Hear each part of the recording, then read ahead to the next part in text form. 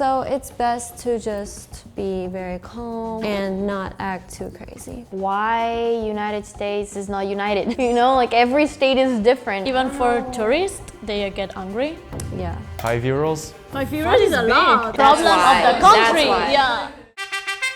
Hello! So you guys, I'm gonna tell you some things that you shouldn't do in America. And one of the first things to not do in the USA is don't underestimate the size of this country. Well, I think I wouldn't because I'm also from a big country. Yeah. So like I know what you mean by like, it's not close. Okay, it's really not close. This is mostly for maybe my European friends, because let me tell you when I say that a flight from where I live in Atlanta to Denver, Colorado is like over 4 hours. You can just drive to each other. Well, here you can drive for hours and still be in the same state, right? Yeah. That's crazy. Yeah, that's crazy. From my knowledge, if you drive from one side of the US to the other one, let's say just like from California to like Washington, DC, I'm pretty sure this would take you like longer than 48 hours. Wow. That's crazy. Realistically, I want to say like almost a week. And imagine you don't have a car. If you're like back hundreds of years ago and you're riding a horse, you need 3 horses because 2 of them are gonna die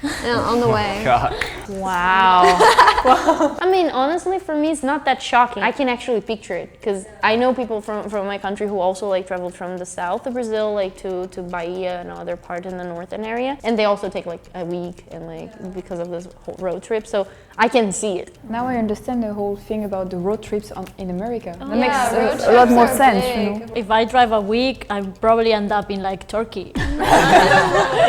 I don't know about you guys' countries, but flying within Portugal is crazy. It's like you can do, there's flights from Porto to Lisbon, which are like 20 minutes. What?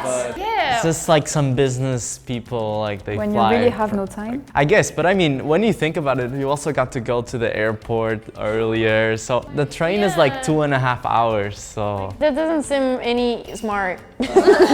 Yeah, in the US, to go to work an hour is like normal. Yeah. Probably you can do from side to Spain at less than a day. Just some like 10 hours maybe. I mean, Italy is pretty long, so from the very north to the very south, I would say 14 hours maybe, something like that. I'm from the northeast side and I used to go to vacation in the west coast. And it's still not like the longest distance, but it already took like 12 hours. So I guess maybe like, 14, something like this. Yeah. Maybe more. In Portugal, if you drive from the northern part to the south, it will take you about 6 hours. That's so little. And if you drive from like the west to the east, maybe like 2 hours. Yeah, that's true. It's like Narrow country. it's narrow. Well, actually, same. Actually, same for Italy. It's pretty narrow. The number 2 thing you shouldn't do in America is expect there to be metric system available to you in any way. That's something that it gets me a little mad. Like, Me too. like why? Literally, United States is the only country that uses the imperial system still. Why? Yeah, and when I speak to Americans, they expect me to understand. I mean, it's okay if you use that, but know the other one too, you know, but Americans don't know the other one. I mean, some Americans that have lived abroad, they know, and then it's kind of impressive, like, oh, you know how much a meter is. Yes, it's kind of like, wow, you know the 1, 2, 3. Just I don't. Me neither. I never understood, like, why would you don't start at 0? Like us. I also felt a lot of difference like when I went to Georgia because I lived for some time in Atlanta. That's when I started like absorbing it better. Like, okay, 32 degrees, that's 0. that's what's cold. But still 0 makes more sense. Exactly. Logically speaking. Don't ask me. In the USA, don't forget to tip people when you go out and eat or something, or you're going to get shunned. Even for tourists, they get angry. Yeah. When I visited US, they were very angry that I was broke as hell and I couldn't tip well. No. No. You tip if it's exceptionally good service. €5? €5 is a lot. Yeah. No, I know, maximum. Max. You can round it to the next number, or like 2-3 euros is already like good. Like when they give you change, if it's like €1.50, 50 cents, you just leave it there. So it's just the sense. They're gonna smack you in their mind. Maybe spit in your food. I think if you go to a very expensive restaurant, it means you have more money, more income, so you might tip much more. It depends of the standard of the restaurant you go to. In Brazil, like usually part of it is kind of included in the price that we're paying, and you have the option to include on the payment 10% of it. That's what we call like it's the tip, and it goes to the worker on it. Sometimes, like if it's a delivery man or something, and we're giving in cash, like we let them stay with the Keep the change. keep the change, but not often. I think it's too much. Tip is expected because actually I was a waitress for 4 years and we don't get paid a lot from our employer. So Problem of the country. Yeah. Also, it's kind of weird because like when you go to the States, people are extremely kind, like the servers, but like too kind. Like, welcome, like which coffee would you like? And you're like, whoa. If you don't say that, the manager, he's going to like chop your arm off in break time, so that's why. Because in Europe, if you go into a coffee shop, like maybe they'll say like, hey, hello. Then you go order your coffee, okay. I working in Europe in a store. I really like the American clients actually, because they were very nice, very even to me that was a worker, and they even tip me sometimes. Oh, really? Yeah, even though it was a clothing store. Where it was an old woman that I sell her, and she was like, 10 euros for ice cream. Wow. Yeah, she gave me 10 euros, yeah, to buy me an ice cream. Yeah, she's like, for ice cream, and give me 10 euros. That's cute, wow. Another thing you shouldn't do when you go to the US is talk politics with people, because I feel that this will lead to lots of trouble for you. Yeah, I think that's the case in every country. A lot of people might even ask you like, oh, who do you support? What party are you? To make a conversation. But I don't recommend talking about this because everyone in America, they can have different views even from each other, and even they're fighting. I never fully understood the voting system in America because it's very different from in Europe, but you only have two sides. Yeah.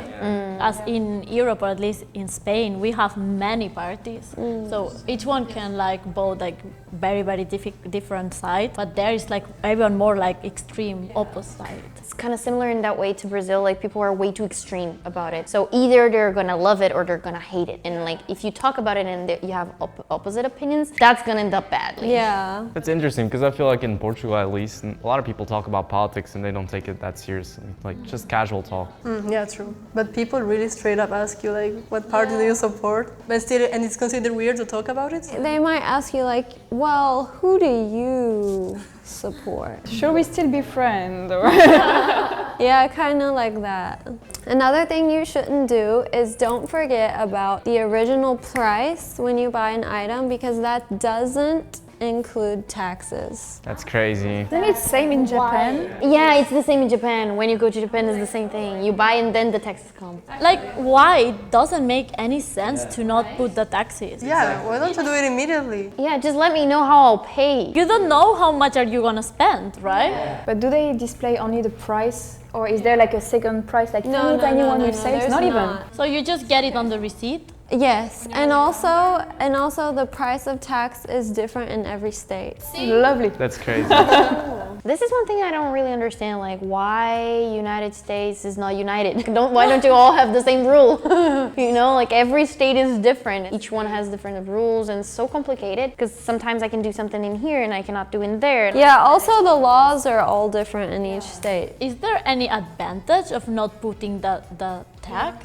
You make the customer think it's cheaper than it is. It's capitalism. I'll give you an example. It's like maybe a site will be promoting a product and they're like, oh, today only for $10. This is before taxes, shipping, handling, the tax of living fee, and everything else. So then when you actually go to checkout, it's $50. No, I'm joking. It's gonna be maybe like $20. Dang. Double the price. Anyway, yeah. Is it true that like in US like you have crazy taxes like for everything? Yeah, so like as an example, my mom, she's a nurse and she's the manager of a branch for home health company. Her salary is not bad, but 50% of her salary is taken by taxes. Whoa, that's crazy. Yeah, exactly. I think it's 50 because of a few factors. Like I said, it depends on your job. And per state, it is also different. there was a time that I wanted to live in the US. So this one is what I want to say most importantly after living abroad as well is do not expect good public transport in the US. You need a car if you're going to live there or even travel there. I heard once that there was like a kind of study over how they were making the cities, like it was on purpose for everything to be far so that everybody had to depend on private cars, like private transportation. Is it for every state, every city? Everywhere. So like New York is going to be the only place, in my opinion, in America where there is a lot of public transportation. Everywhere else it's not you don't have these many options. There's not that many buses. There's no metro system. Even where I'm from in Atlanta, we have a metro, but it only goes a few places. And it's very dirty, just like the New York one. Very dirty. In Spain, the transportation system actually is very good. We have a lot of trains. We had a president and loved trains, so we have trains everywhere. Yeah, but I live in like city, Barcelona. It's more difficult to go by car than to go by transport, like public transport, and it's not expensive. It's quite cheap. In Portugal, it's pretty good also. And in Porto, the city where I'm from, you get free public transportation until the age of like 21. And if you're a student, you keep getting it until like you finish your studies, and you can take like bus, metro, everything. And also these days with Flixbus, you can even travel for like €3. You can go from Porto to Lisbon for €1.50 or like €2. Wow. Yeah, it's like a new company that's taking over Europe because they're so cheap. In France, yeah, I think as long as you're a student and you can prove you're studying, you get the student prices. And we do have really good public transportations. Actually, they try to make everyone use public transportations to limit pollution and use of cars. So you cannot even park almost in any city for a cheap price. So you feel like you have to take the bus or the subway. Yeah, they make it fine, I think. It's fine. In Brazil, it's actually complicated because, like, different from the US, we have in like the bigger concentrated cities like São Paulo, Rio, even in the south, they have like good public transportation. Also, for anybody who's studying in like until we're 18 is also, if I'm not mistaken, for free. It also depends on how much you prove of income that you have. If you have less than a certain amount, is also for free. It's really good in that point, but some parts of Brazil we do not have access to even water. So there's some places that are really good, the transportation, some places that are not. A big difference. So the next thing you need to is don't be surprised when you see there's gender neutral bathrooms. So in a lot of places like restaurants or like just public spaces, especially if the building is smaller, the bathroom will be for both men and women. And so inside, it will have a normal toilet and a urinal. Everything is there. So like if you need to line for the bathroom, it's outside. It's not like different stalls. Yeah, but this is very common. In Spain too. Really? Yeah, in Brazil too.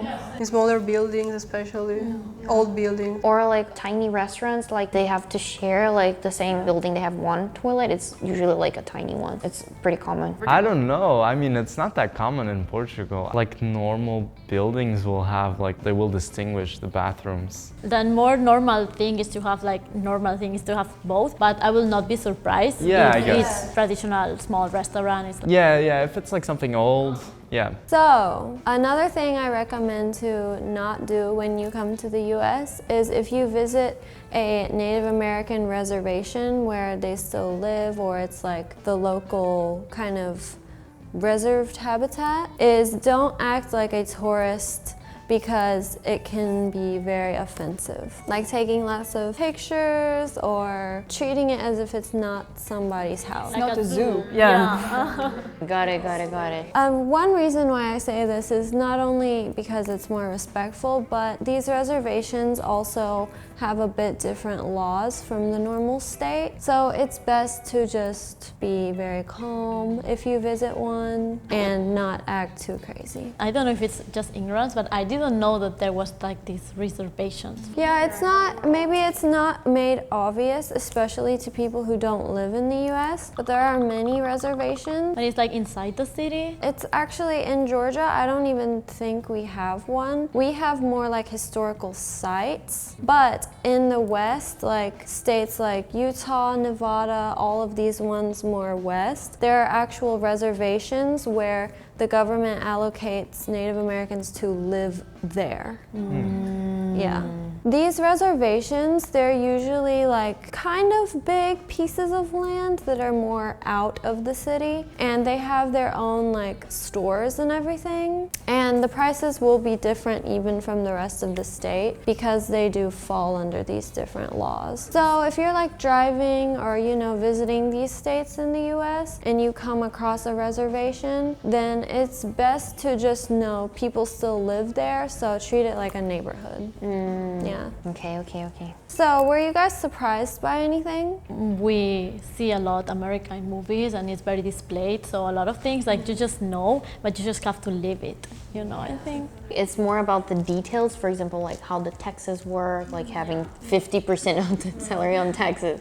There are things that are like details that wouldn't come across unless like I asked a Native American, so yeah. I think in Europe we all grow up with like this American dream, like everyone when we were children we wanted to move to the US, right? Brazil too. Also because all the content and media that you consume in Europe is pretty much American. We get all of the crazy shows like Pimp My Ride and I love that. all of these things are like for us Europeans, like I don't know, I used to watch them as a kid, I'm like, wow, America's insane. We grew up seeing these and like the lifestyle, wanting it or not, is completely different from our countries, like in some points. I remember when I was a kid, I would see the lockers on for Alex's Russo and I'm like, I want to have lockers like this too. I want to study in the US. So Yeah, the lockers. So we all grow up like kind of wanting to go there, but later these details that like we don't really know about and we find out when we grow up. So today we talked about things you shouldn't do in the US. If you liked the video, don't forget to like it, comment down below, and subscribe to the channel. See you next time. Bye!